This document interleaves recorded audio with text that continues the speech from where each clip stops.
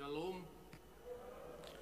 Saudara-saudara, kita akan membaca firman Tuhan dari Injil Lukas pasal 2. Injil Lukas pasal 2 ayat 21. Kemudian kita sambung dengan ayat 41 sampai dengan ayat 52. Demikian firman Tuhan. Dan ketika genap 8 hari dan dia harus disunatkan, ia diberi nama Yesus, yaitu nama yang disebut oleh malaikat sebelum ia dikandung ibunya. Tiap-tiap tahun orang tua Yesus pergi ke Yerusalem pada hari raya Paskah. Ketika Yesus berumur 12 tahun, pergilah mereka ke Yerusalem seperti yang lazim pada hari raya itu. Sehabis hari-hari perayaan itu, ketika mereka berjalan pulang, tinggallah Yesus di Yerusalem tanpa diketahui orang tuanya. Karena mereka menyangka bahwa ia ada di antara orang-orang seperjalanan mereka. Berjalanlah mereka sehari perjalanan jauhnya, lalu mencari dia di antara kaum keluarga dan kenalan mereka. Karena mereka tidak menemukan dia, kembalilah mereka ke Yerusalem sambil terus mencari dia. Sesudah 3 hari mereka menemukan dia dalam bait Allah. Ia sedang duduk di tengah-tengah alim ulama sambil mendengarkan mereka dan mengajukan pertanyaan-pertanyaan kepada mereka. Dan semua orang yang mendengar dia sangat heran akan kecerdasannya dan segala jawab yang diberikannya. Dan ketika orang tuanya melihat dia, tercenganglah mereka. Lalu kata ibunya kepada mereka, "Nak, mengapakah engkau berbuat demikian terhadap kami? Bapamu dan aku dengan cemas mencari engkau." Jawabnya kepada mereka, "Mengapa kamu mencari aku? Tidakkah kamu tahu bahwa aku harus berada di rumah Bapakku?" Tetapi mereka tidak mengerti apa yang dikatakannya kepada mereka.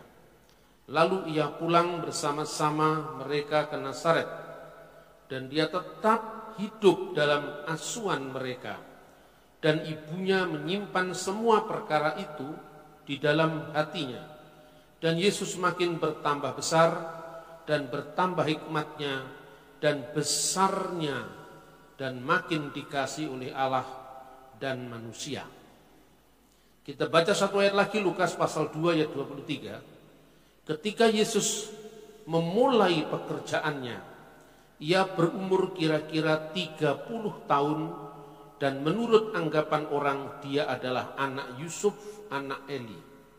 Saudara-saudara yang terkasih di dalam Tuhan Yesus, kadang-kadang ketika kita membaca Alkitab, tetapi tanpa secara jelas memahami konteksnya, kita sesungguhnya banyak sekali kehilangan. Kehilangan periode-periode yang sangat penting dalam kehidupan Yesus, hanya karena kita tidak membaca konteks itu, tidak membaca teks di dalam konteks. Misalnya ya, kita tidak pernah mengetahui siapa yang menulis Injil pertama kalau hanya membaca Alkitab yang tertulis. Kita tidak tahu siapa penulis Injil kedua, Injil ketiga, Injil keempat, dan Kisah Para Rasul tanpa kita memahami konteks. Kenapa? Karena berbeda dengan surat Petrus, surat Yohanes itu ada judulnya. Ya, di situ misalnya surat Petrus yang pertama kepada surat Paulus yang pertama kepada jemaat di Korintus. Dari Paulus dan seterusnya, ada alamatnya di ayat-ayat pasal itu. Tetapi Matius, Markus, Lukas, Yohanes, dan Kisah Rasul tidak ada. Dari pasal pertama sampai pasal terakhir, misalnya Injil Matius pasal 1 sampai 28, tidak ada yang menegaskan dalam teks itu bahwa Injil itu ditulis oleh Matius. Injil kedua ditulis oleh Markus. Dari mana kita tahu? Dari judulnya Alkitab. Masalahnya judul itu tidak ada di dalam teks aslinya. Itu ditambahkan di lembaga Alkitab. Lalu dari mana kita tahu itu ditulis Matius? Dan kenapa gereja percaya sepanjang abad bahwa itu tulisan Matius? Kita tahunya dari tulisan bapak-bapak gereja. Tetapi ini bukan bapak gereja dari abad 16. Kalau dari abad 16 kan sudah selisih 1600 tahun. Kalau seandainya Calvin atau Luther yang percaya itu, saya nggak percaya. Karena apa? Jaraknya sudah 1500 tahun sekalipun orang saleh. Sekalipun Luther orang baik, Calvin orang baik, tapi secara historis tidak memenuhi syarat. Karena jaraknya 1500 tahun. Tapi karena yang nulis itu bapak gereja yang muridnya Rasul sendiri, maka kita percaya. Karena ada kesinambungan sejarah tanpa putus. Dari murid-muridnya para rasul itulah, misalnya kita mengenal Papias. Papias itu muridnya Yohanes. Dan bukunya ditemukan yang namanya The Fragment of Papias.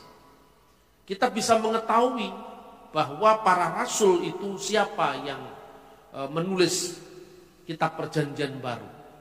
Dari Ignatius Antioquia, yang tidak lain muridnya Petrus dan muridnya Paulus, muridnya Yohanes, kita tahu siapa yang menulis Injil-Injil itu. Karena mereka semua adalah saksi mata. Saya sering membuat guyon parikeno, guyonan itu sebetulnya. Tapi itu serius itu. Siapakah yang lebih Anda percayai ketika Anda ditanya, apakah Diponegoro lebih suka makan gudeg atau makan rawon? Sekalipun ada ahli sejarah yang memang pakar dalam penelitian Diponegoro, misalnya Profesor Peter Carey. Tetapi jaraknya itu sangat jauh.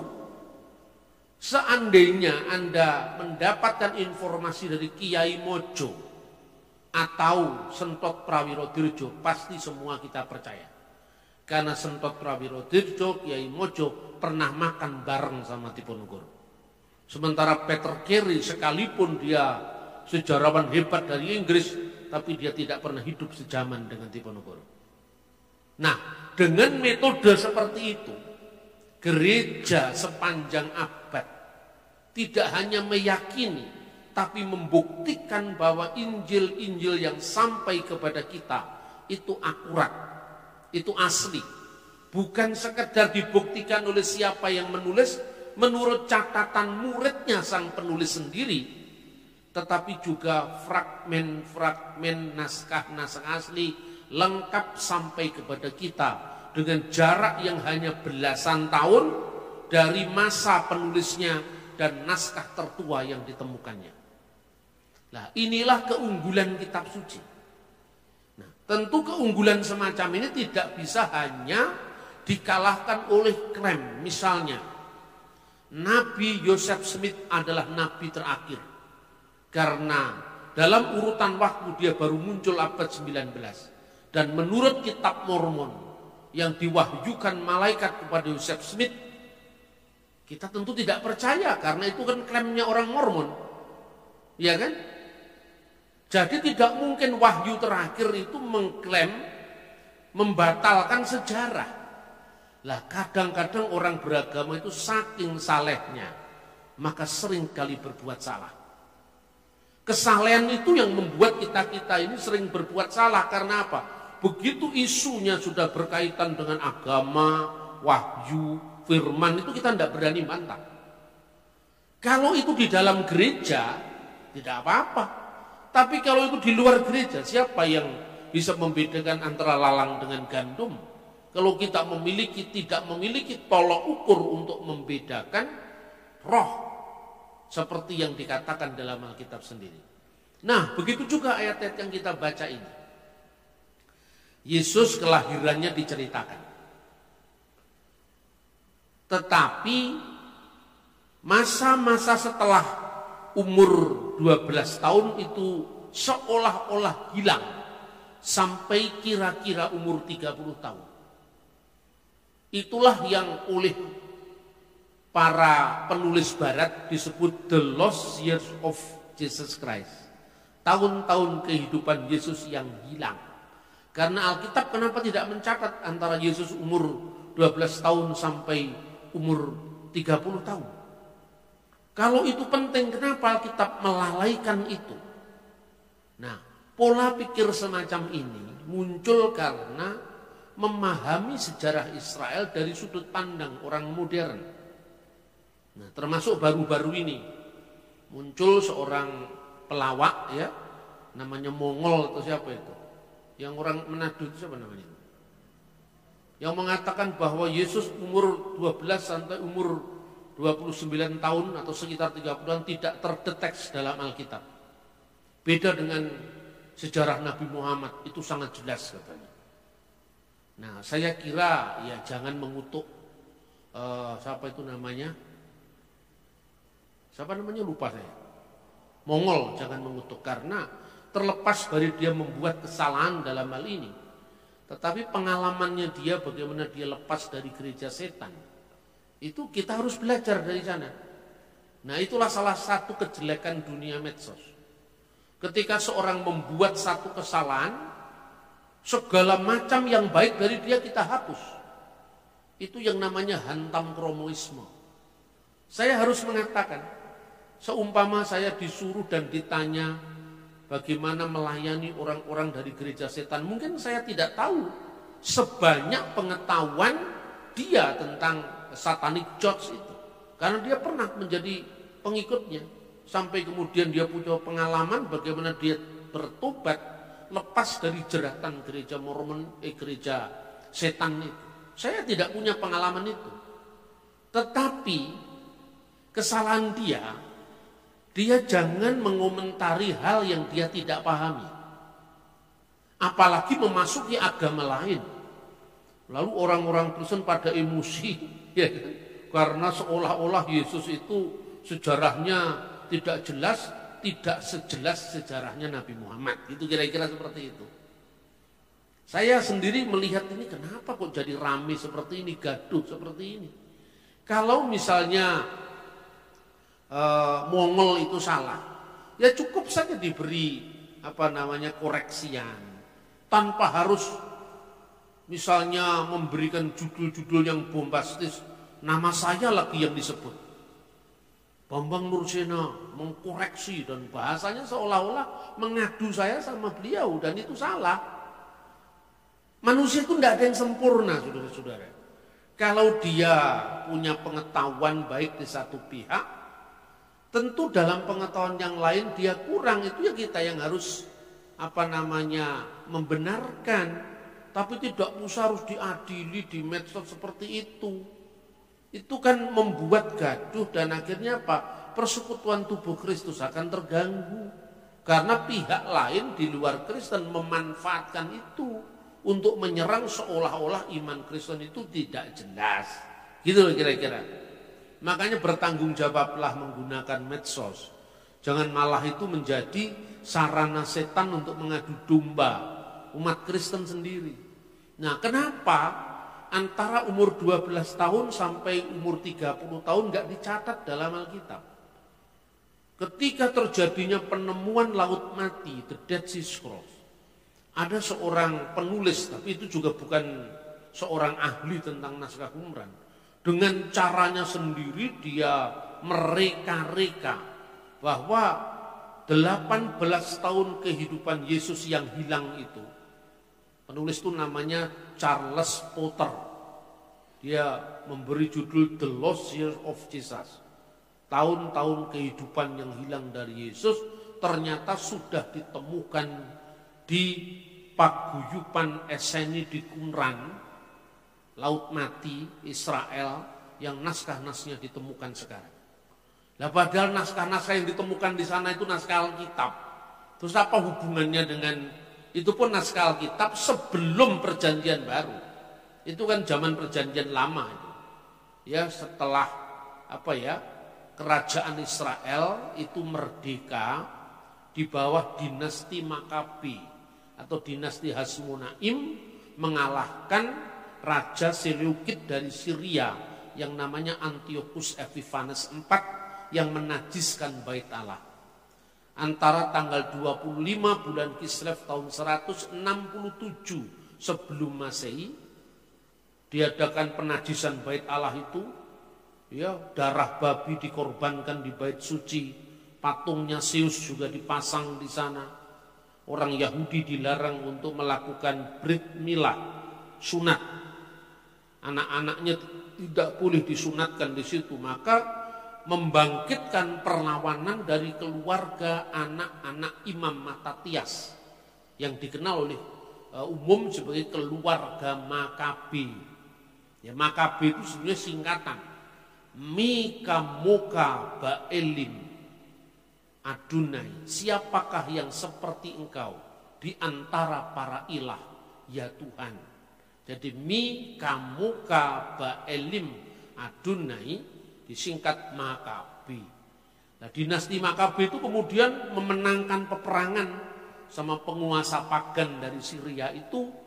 Maka pada tanggal 15 bulan Kislev, bulan Kislev itu sekitar Desember kalau bulan kita, tahun 164 sebelum Masehi, untuk pertama kali dilakukan perayaan Hanukkah. Apa artinya Hanukkah? Hanukkah itu perayaan penahbisan bait suci untuk memperingati kemenangan patriotik Israel yang namanya Makabe family, keluarga Makabe.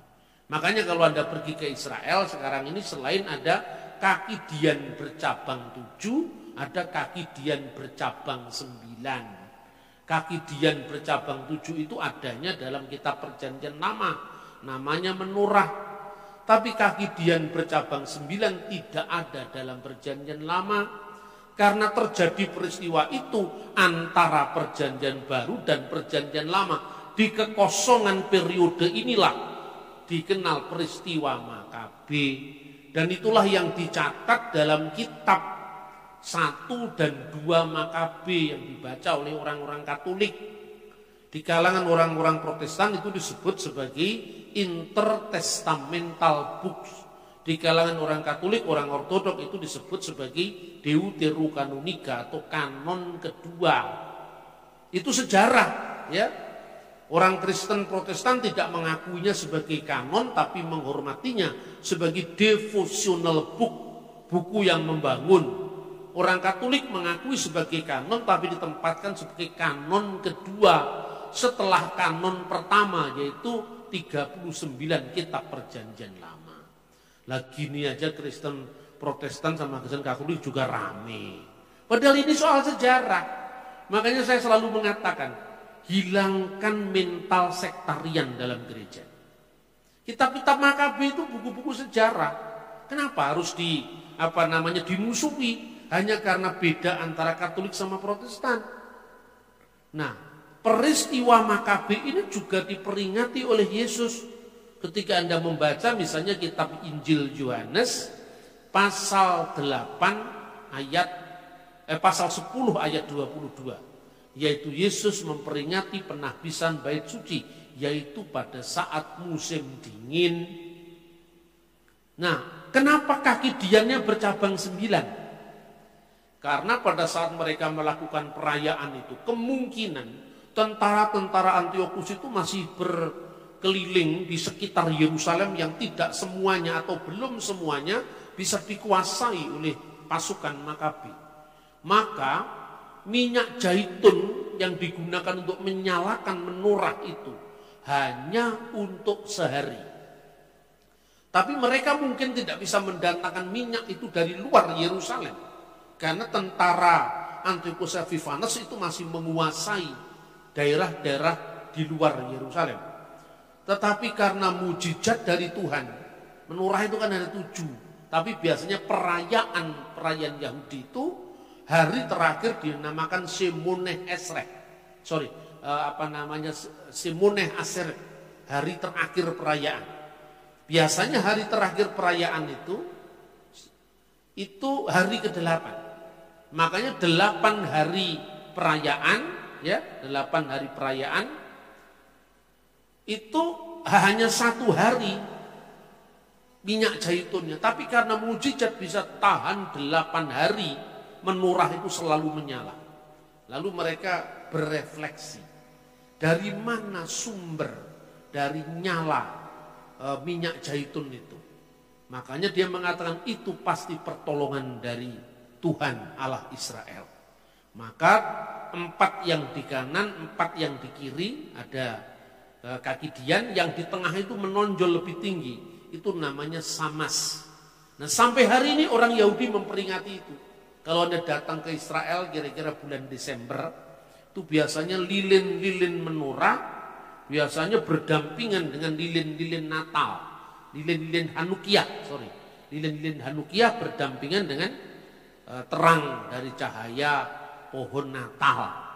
Sampai ada orang-orang Kristen tertentu dari kalangan keturunan Yahudi yang merayakan Krisnuka, antara Christmas dan Hanukkah, karena persis sama itu simbol-simbolnya.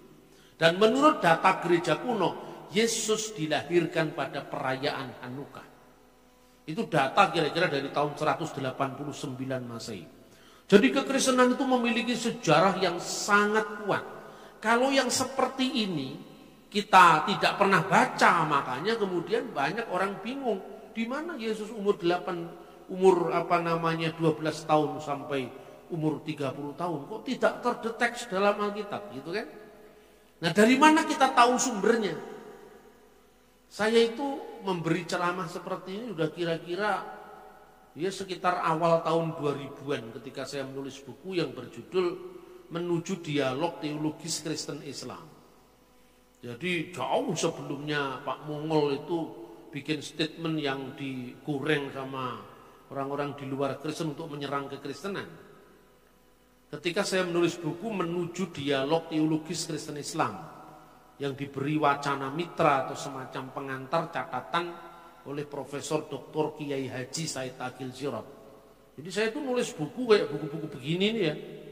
Ini kan bukan bacaan orang Kristen semata. Saya ini perlahanan saya melintas batas. Anda lihat buku-buku saya itu ada yang dikasih kata pengantar Gus Dur, ada yang dikasih kata pengantar Kiai Said Agil.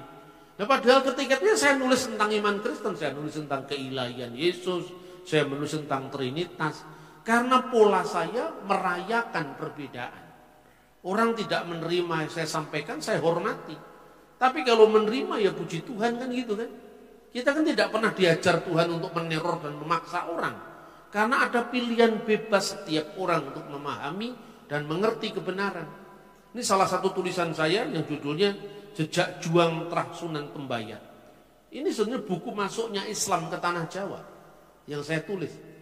Nah, buku ini masuk dalam berbagai webnya kelompok Islam dijadikan narasumber. Ini sumbangan saya ketika saya menulis sejarah Islam di Indonesia.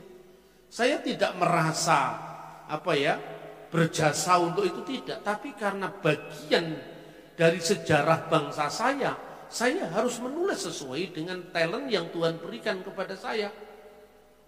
Nah, tapi kalau kemudian saya nulis buku yang mempertanggungjawabkan iman saya, ya jangan marah. Ini kan saya sampaikan kepada sahabat-sahabat muslim saya. Sejarah Islam di Indonesia aja saya catat loh, saya tulis loh. Itu karena wujud pengabdian saya kepada tanah air saya. Karena Indonesia itu kan tidak terjadi hanya orang Hindu saja atau Kristen saja. Tapi ya Islam, ya Buddha, ya Hindu, ya Kristen. Itu bagian dari sejarah kita bersama. Jadi pola pelayanan saya itu bukan membentur-benturkan agama. Tapi membangun kebersamaan sekalipun kita memang tidak sama. Nah makanya ketika saya nulis buku Religi Bung Karno, itu kan saya merayakan bagaimana Bung Karno seorang muslim yang melintas batas pemahaman imannya sehingga memberi ruang pada agama-agama lain. Bung Karno itu sering mengutip ayat-ayat Injil, ayat-ayat Bhagavad Gita tanpa kehilangan keislamannya. Itu menjadi contoh sekarang. Lalu sekarang seorang calon pejabat ngomong ayat Injil aja digoreng. Agamanya tidak jelas itu kan. Kita sudah kehilangan toleransi beragama yang menjadi ciri khas bangsa ini berabad-abad. Ketika dunia masih perang salib, kita sudah punya Bhinneka Tunggal Ika Tandhana Dharma Mangrua. Itu tahun berapa? 1385 Masehi. Itu kan masih perang salib itu di Eropa sama di Timur Tengah. Nah, kita kehilangan yang seperti itu. Makanya ketika saya menghadapi ya isu-isu tentang lintas agama, jawaban saya bukan kepentingan saya sebagai seorang Kristen, tetapi kepentingan bersama dalam konteks nasional. Tetapi ketika kamu salah paham dengan saya, lalu saya jawab, ya jangan marah, itu bagian dari iman saya. Tapi puji Tuhan, ketika saya disalahpahami oleh orang-orang yang dikenal sebagai kelompok kadrun itu, ya, itu yang bela saya juga teman-teman Muslim saya yang selama ini bersahabat baik dengan saya. Misalnya, itu tidak tahu di YouTube kan itu ceramah saya di MPR. Ya, kebetulan saya ini menjadi salah satu dari narasumber 4 pilar MPR. Dulu zamannya Pak Profesor Dr. Ahmad Syafi'i Ma'arif almarhum, kemudian Pak Azumati Azra, kemudian saya sendiri, Romo Magnis Suseno, kemudian ada banyak tokoh-tokoh nasional ya, Jimli Asidiki, itu tahun 2011. Kemudian diangkat jadi dokumen menjadi 4 pilar itu. Anda baca itu buku yang diterbitkan MPR itu kan di situ ada nama saya, salah satu narasumber Bambang Nurse. Nah itu ada. Nah saya sedang bicara di forum MPR sama Pak Mahfud MD. Anda bisa lihat itu di YouTube kan banyak beredar. Tidak tahu channel siapa yang memuat itu. Anda lihat bagaimana komentar netizen di bawah itu. Bambang Nursena, Tuhanmu itu 3. Kamu ini orang pinter tapi kok masih nyembah manusia, ya gitu-gitu itu. Itulah situasi Indonesia. Terus saya kadang-kadang mikir, separah inikah bangsa saya? Saya tidak pernah utak-atik soal Islam, kenapa mereka marah sama saya? Padahal saya nulis buku Jejak Juang Terah Sunan Tembayat, ini bicara Islam. Ini sumbangan saya terhadap sejarah Islam. Saya nulis buku tentang religi dan religiositas Bung Karno, itu sumbangan saya terhadap sejarah nasionalisme. Ya, yang baca tulisan saya kan bukan hanya orang Kristen, orang-orang Muslim, orang-orang semua menjadikan itu sebagai referensi dalam menulis tesis, dalam menulis disertasi bahkan. Saya tidak pernah hitung-hitungan untuk bicara karena saya Kristen, ya kamu tidak boleh mengutip saya, nggak ada yang seperti itu. Karena bagian dari pengabdian saya sebagai anak bangsa. Nah tapi ya orang itu ya begitu fanatiknya sampai ya seperti itu yang saya baca sekarang. Maka kalau orang mendengar ceramah saya tentang pokoknya iman Kristen itu, ini kata mereka harus salah. Nah sebagai orang Kristen saya mengangkat suara menyatakan salahnya di mana? Kamu menuduh Alkitab saya palsu, lu naskahnya itu ribuan tahun tersisa, masih terpelihara sampai hari ini, kok Anda mengatakan itu salah di mana? Itu pun saya tidak nyinggung agama lain. Saya tidak pernah menjelek-jelekan kitabnya orang lain. Kenapa kok marah? Saya kadang-kadang bergumul, itu sudah lama saya bergumul. Kenapa orang menyatakan sesuatu yang benar selalu dimusuhi? Saya tidak ekstrim kan? Mana pernah saya mempersoalkan nabinya orang, kitabnya orang, kan tidak pernah, saya tidak ekstrim. Tapi mereka lebih takut dengan gaya saya yang tidak ekstrim ketimbang mereka takut dengan kelompok-kelompok Kristen yang ekstrim. Yang misalnya mantan Muslim jadi ekstrim. Itu mereka nggak terlalu takut. Tapi sepertinya lebih takut dengan saya yang tidak ekstrim. Ada apa ini? Saya hanya menyampaikan argumen. Saya hanya menyampaikan data-data sejarah. Tapi kenapa takut? Ya kadang-kadang itu malah meneguhkan saya. Berarti kebenaran itu yang membuat mereka tidak siap menerima. Tidak semuanya orang saya tuduh seperti itu. Tapi kelompok-kelompok yang membencimu tanpa alasan, kira-kira seperti itu yang saya terima. Kalau orang membenci saya karena ada alasan, itu mungkin harus kita introspeksi. Apa alasannya mereka membenci saya? Tetapi dalam pelayananmu, dalam pelayanan kita semua, nanti ada suatu saat di mana orang membencimu tanpa alasan, maka janganlah kamu bersedih hati. Dan itu bukan lagi urusanmu, itu urusannya Yesus dengan mereka. Karena apa? Mereka terlebih dulu membenci Yesus tanpa alasan. Saudara-saudara, itu justru menjadi bukti yang meneguhkan kebenaran iman Kristen. Nah, saudara-saudara, jadi saya sudah sampaikan bahwa teks itu memiliki konteks. Kenapa Yesus justru dicatat ketika umur 8 hari? Karena bagi orang Yahudi, umur 8 hari itu dinamakan Brit Milah, perjanjian sunat. Karena itu tanda dari perjanjian Abraham. Karena Yesus itu, Sang Mesias, lahir dari orang Yahudi, maka dia menggenapi Taurat dengan cara melakukan Taurat. Setelah genap waktunya, Galatia pasal 4 ayat 4, Allah telah mengutus putranya yang lahir dari seorang perempuan dan tunduk kepada hukum Taurat. Berarti Tuhan Allah telah mengutus putranya yang lahir dari seorang perempuan yang tunduk atau yang taat kepada hukum Taurat. Kata perempuan ini adalah gunaikos, penggenapan dari Kejadian pasal 3 ayat 15. Bahwa Tuhan akan mengadakan permusuhan antara keturunan perempuan ini dan keturunan iblis. Dan nanti puncak dari penggenapan itu, keturunan perempuan ini akan meremukkan kepala iblis. Tetapi iblis atau ular itu kan ular dengan keturunan perempuan itu akan mematuk tumitnya. Itu yang terjadi pada saat peristiwa penyalipan. Dan itu jalan penggenapan kitab suci. Makanya Kejadian pasal 3 ayat 15 digenapi dengan penyalipan Yesus. Tetapi dengan penyalipan Yesus itu segala kerajaan setan sudah ditundukkan. Yesus memberi isyarat, aku melihat iblis jatuh dari langit seperti kilat. Maka Yesus sebagai orang Yahudi yang menggenapi hukum Yahudi harus menjalani kehidupan sebagai orang Yahudi. Tidak mungkin hukum Yahudi digenapi oleh orang yang tidak berpola Yahudi. Makanya umur 8 hari dinamakan Brit Milah. Orang tanya ke saya, tahun ini kan dihitung berdasarkan kelahiran Yesus, Anno Domini, tahun Tuhan kita. Tapi kenapa Yesus lahirnya 25 Desember, tapi kok tahunnya 1 Januari dimulai? Nah 1 Januari itu kalau di gereja-gereja kuno disebut Kitan Sayyidnal Masih, yaitu kitannya Kristus. Cuman dia 25, 26, 27, 28, 29, 30, 31, 1, kan 8. Itulah 8 hari tadi.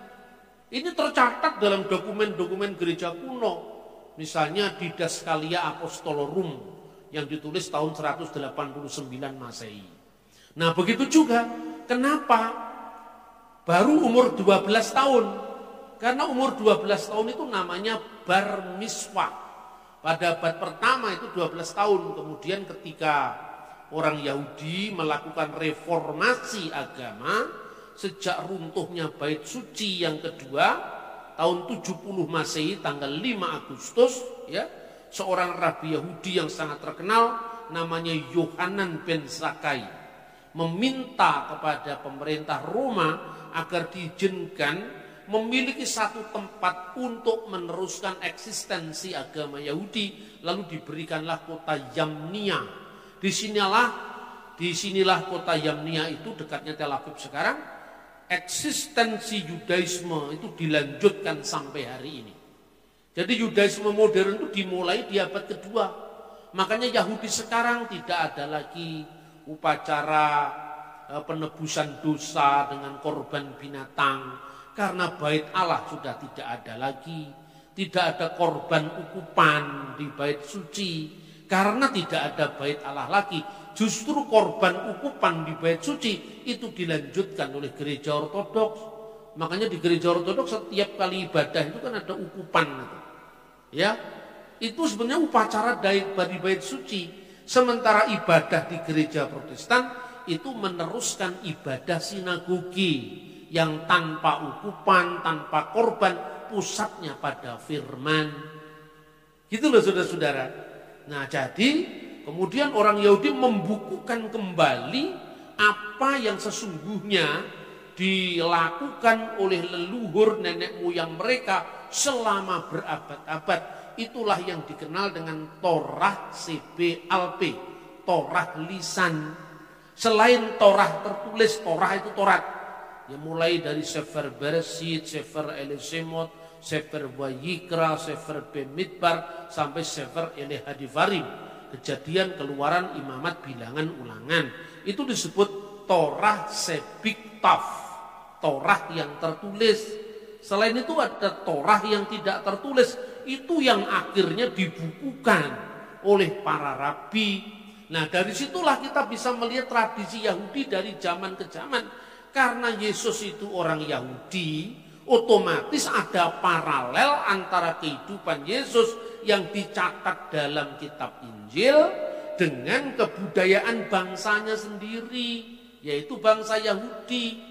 Maka kalau Anda cari Sweet 17-nya Yesus, tidak ada di budaya Yahudi. Karena itu budaya Barat, itu budayanya londo dingdong. Makanya tidak ada di Timur Tengah, gitu loh. Maka membaca sejarah itu penting. Nah, disebutkan di dalam sebuah traktat ya. Traktat itu tulisan para rabi Yahudi yang mendokumentasikan tradisi mereka selama ribuan tahun. Traktat itu namanya Pirkei Avot. Pirkei Avot itu artinya The Ethics of the Fathers. Jadi etika para bapak bangsa, nomornya 21. Jadi Pirkei Avot 21. Itu disebutkan bagaimana urutan-urutan kehidupan orang Yahudi. Disebutkan Ben Hames Shanim La Mikra, pada usia 5 tahun orang Yahudi harus belajar kitab suci. Mulai dari baca hurufnya umur 5 tahun itu. Alef, Bet, Gimel, Dalet itu umur 5 tahun. Makanya disebut Ben Hames Shanim La Mikra. Mikra itu artinya seluruh kitab suci. Tapi dari dasarnya dulu. Lalu pada umur 10 tahun Ben Esher La Misnah. Belajar Misnah lebih dalam lagi. Ya, misalnya kemudian pada usia ya ini 13 tahun di zaman Yesus usia 12 tahun Ben Hames Esreh La Talmud. Jadi pada usia 15 tahun dia belajar Talmud, tapi sebelumnya pada usia 13 tahun laku belajar hukum, jadi menjadi anak hukum, misfot, bar miswah. Ketika umur 12 tahun itu mereka naik ke Bema, naik ke tempat yang lebih tinggi. Disitulah dia menerima hukum Taurat. Nah karena untuk bar miswah itulah Yesus dibawa oleh Bunda Maria dan Yusuf ke bait suci. Karena sejak umur itu Yesus menerima hukum Taurat. Karena Yesus secara manusia sebagai orang Yahudi, baru kemudian tadi yang saya sampaikan, pada umur 15 tahun belajar Talmud. Ben Hames Esreh La Talmud. Talmud itu tadi termasuk Torah lisan tadi, termasuk buku yang kita baca ini. Kemudian Ben Shemoneh Esreh La Kupah. Pada umur 18 tahun usia untuk kanopi. Kanopi itu kanopi pernikahan. Usia 18 tahun itu orang Yahudi biasanya usia minimum untuk dia menikah. Umur 18 tahun. Baru kemudian umur 20 tahun Ben Esrim Lirtov. Umur 20 tahun itu usia di mana seorang Yahudi itu dianggap cakap untuk mencari kerja, mencari pekerjaan. Karena secara fisik dia sudah dianggap memenuhi syarat. Makanya di Israel modern ini wajib militer umur 20 tahun. Jadi ini punya tradisi, punya kebudayaan yang sangat kuat dari zaman dulu sampai sekarang. Kemudian setelah umur 20 tahun, umur 30 tahun baru muncul. Ben Selosim Lakoa. Pada umur 30 tahun dia dianggap usia yang memiliki kekuatan. Ya usia 30 tahun. Kemudian berikutnya lagi Ben Arbaim Labina. Pada umur 40 tahun itu usia bijaksana. Kenapa umur 30 tahun disebut sebagai usia kuat secara fisik maupun psikis? Makanya seorang Yahudi boleh mengajar di depan umum sekitar 30 tahun. Sebelum itu tidak boleh muncul, umur 20 tahun ngajar nggak boleh. Umur 30 tahun dia boleh ngajar di depan umum. Itu ketentuan dari kebudayaan orang Yahudi. Umur 40 tahun dia disebut sebagai usia untuk bina, bijaksana. Baru umur 50 tahun Ben Hamisim Laetsa, usia untuk orang bisa didengar nasihatnya. Maka ketika Yesus mengatakan Abraham bapamu melihat hariku dan dia bersuka cita karena ia telah melihatnya. Apa kata orang Yahudi? Umurmu belum sampai 50 tahun. Bagaimana kamu menyatakan hal itu?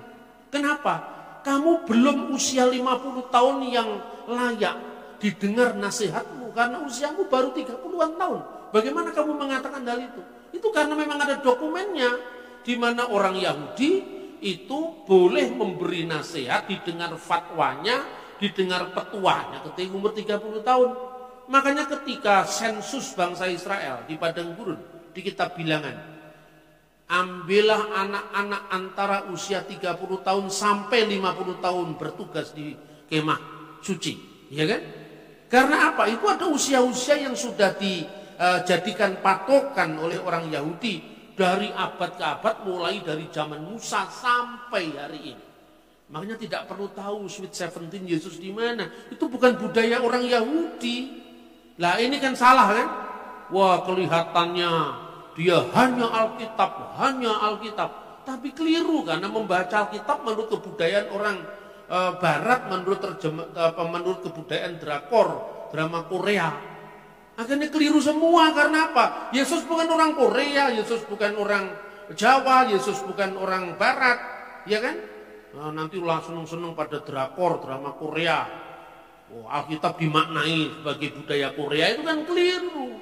Itu namanya bukan eksegese tapi eisegese, memasukkan makna Anda dalam teks dan tidak tahu konteksnya diisi dengan kebudayaan non kitab suci, bukan kebudayaan Yahudi. Jadi ungkapan setelah genap waktunya Allah mengutus anaknya yang lahir dari seorang perempuan dan tunduk kepada hukum Taurat itu bukan kebetulan. Itu pola penggenapan yang oleh Allah tuntun atas bangsa Israel yang digenapi dengan kedatangan Sang Kristus. Lalu berikutnya supaya lengkap ini, Ben Sisim Lasikna pada usia 60 tahun itu usia di mana dia dianggap mulai tua.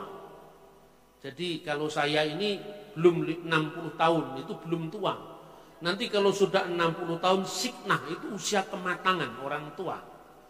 Kalau orang Jawa menyebut itu swidak itu artinya. Usia matang, itu umur 60 tahun. Kemudian usia 70 tahun. Ini semua ada ayatnya dalam Alkitab. Hanya karena kita tidak tahu saja. Ben Sifim la Seifa. Umur 70 tahun itu sempurna dalam usia. Kenapa? Karena umur manusia adalah 70 tahun. Itu di dalam Mazmur pasal 90, ya kan? Lalu usia 80 tahun itu disebut Gevura. Ya Ben Shemunim la Gevura. Usia tambahan kekuatan. Dan apabila kuat 80 tahun, ya kan? 70 tahun itu usia manusia yang dianggap sebagai usia sempurna, ya, karena manusia setelah zaman Musa seperti doanya dalam Mazmur 90 itu, manusia berumur 70 tahun. Kalau kuat 80 tahun, maka usia 70 tahun disebut seifah, sempurnanya usia. Selanjutnya kalau kita diberi kekuatan itu bonus. Makanya disebut pada usia ben semonim la geburah. Geburah itu agung, besar. Besar karena apa? Semata-mata karena tambahan yang Tuhan berikan, tambahan kekuatan dari Tuhan. Lalu usia 90 tahun itu disebut bentis'im lasu'ah, usia mulai bengkok. Nah, buktikan sendiri. Nanti kalau usia 90 tahun kan sudah mulai ini. 90 tahun usia bengkok. Kecuali kalau Anda olahraga mungkin agak ditunda sedikit. Ya toh? Ini Pak Pendeta ngajari saya supaya olahraga, supaya nanti menjelang sweet saya masih tetap kuat. Doakan saya, saudara-saudara. Amin. Dan kemudian baru usia purna, itu usia 100 tahun katanya. Ben mi'ah, mi'ah itu 100. Bahasa Arabnya mi'ah. Ben mi'ah ke ilu med ve afar ufatel min haulam. Usia 100 itu seperti mati, mati dalam hidup katanya. Hidup dalam mati, seperti keilumet, seperti mati dan benar-benar akan mati dan keluar meha ulam dari dunia ini. Itulah pola kehidupan orang Yahudi.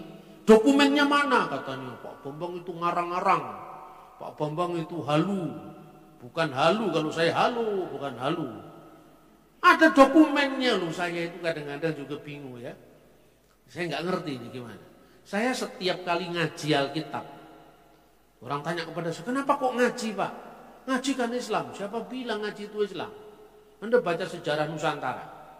Abad 10 Masehi, itu ada kitab agama Buddha yang dikenal Sangyang Kamahayanikan. Itu ditulis pada zaman Empu Sindok.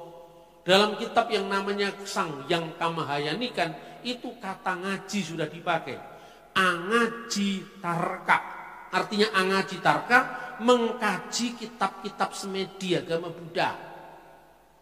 Di dalam kitab Arjuna Wijaya karya Empu Tantular, selain kitab Sutasoma kan dia nulis Arjuna Wijaya.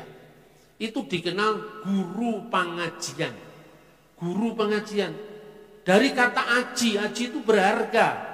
Jadi kitab-kitab yang berharga apabila itu ditelaah namanya pengajian. Nah inilah yang kemudian dipakai oleh Wali Songo nantinya. Tapi itu warisan Nusantara bukannya dari Wali Songo. Begitu juga memakai kopiah ini. Memakai tutup kepala. Ada penelitian dari seorang Inggris ya. Seorang Jerman namanya Lydia Kivan.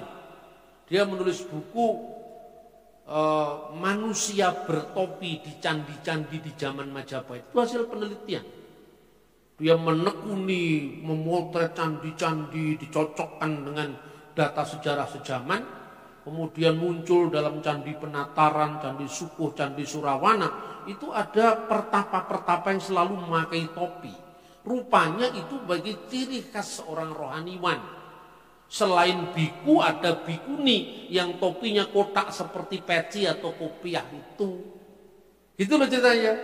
Kemudian seiring dengan ekspedisi yang dilakukan oleh Raja Kertanegara dari Singasari, itu pada abad ke-13 Pramajapahit yang namanya ekspedisi Pamalayu dalam rangka apa yang dikenal dengan Cakrawala Mandala Dwipantara untuk mempersatukan Nusantara.